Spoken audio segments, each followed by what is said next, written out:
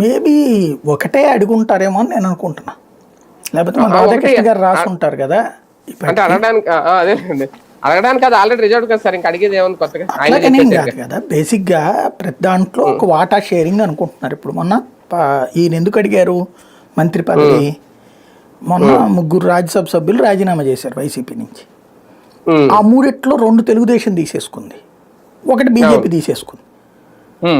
కూటమిలో రెండవ ప్రధాన పక్షం అయ్యుండి తమకేం రాకపోవడం ఏంటి? ఇది కార్యకర్తల అసంతృప్తి వస్తుంది కదా, మన వాట మనం అడగకపోతే ఎట్లా అన్నటువంటిది. ఆ పాయింట్ ఆఫ్ వ్యూలో చూస్తే ఇంకో మళ్ళీ నెక్స్ట్ చూద్దాంలే అంటానికి కుదరదు. ఓసారి వదులుకుంటే అయిపోయినట్టు ఎక్కడతో. అందులో టైం డిలే అయిపోతుంది కదా సార్. అందుకని ఆ ఎంపీల లిస్టులోనే ఆ ఎంపీలకు సంబంధించి తెలుగుదేశం చంద్రబాబు గారి పేరుతో ప్రకటన వెలువడింది. ఆ ప్రకటనలోనే 2 తెలుగుదేశం ఎంపీలు, ఒకటి బీజేపీ ఎంపీ కృష్ణ, ఇది 3 అది పెట్టి నాలుగవది నాగబాబు గారికి అని పెట్టారు.